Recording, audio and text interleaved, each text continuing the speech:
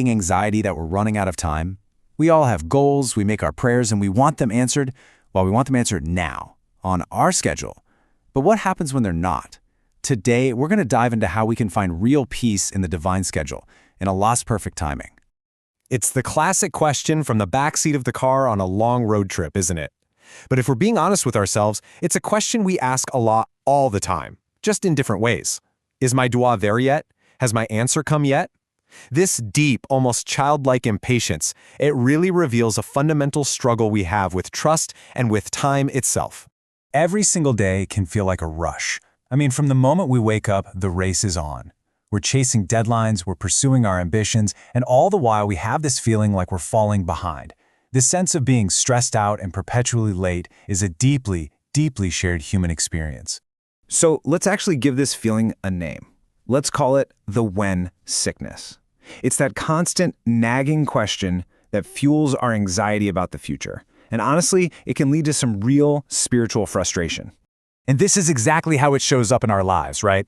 It's in those big life-altering questions about marriage or a career. It's right there with us in the depths of a trial when we're just begging for relief. And of course, it's there every single time we raise our hands to pray, wondering, when, Ya Allah, when is it going to happen? Now, what's really fascinating about this is that the Quran actually gives us a diagnosis for this condition. Allah tells us that humankind was created ajula, meaning hasty, impatient. So this isn't some kind of personal failing on our part. It's literally part of our nature. We are wired to want things now. The real spiritual test then becomes learning how to manage this innate nature with faith. Okay, so if this impatience is baked into our nature, what's the cure? Well, as always, the cure lies in turning back to Allah. And the pious predecessors, the Salaf, they left us this incredibly powerful supplication. It's like a blueprint for a peaceful heart.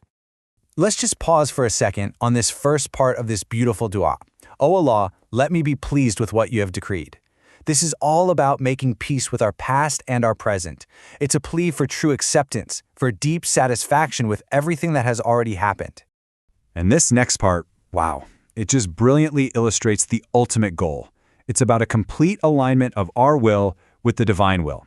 It's basically saying, Ya Allah, I want what you want, exactly when you want it for me. It is the ultimate act of surrender to His perfect wisdom and His perfect timing. So the crucial point here is how this dua heals our relationship with time itself. On the one hand, it asks for contentment with the past. No more what-ifs, no more regrets. And on the other, it asks for profound trust in the future. A firm belief that whatever Allah has planned and whenever He plans it, it holds immense blessings for us. Now, to truly live by that dua, we need a really radical shift in how we see delays. This is where we move from frustration to faith. We have to completely reframe what a delay from Allah truly means. You see, from our limited human viewpoint, a delay feels like deprivation. It feels like we're being denied something good. But from the divine viewpoint, a delay is part of a perfect design. It isn't a no, it's just a not yet. And that not yet is always, always for our own good. There's this profound story from one of the pious predecessors who was told in a dream why his prayer was being delayed. The answer was so simple and just so beautiful. "O my servant, I love to hear your voice."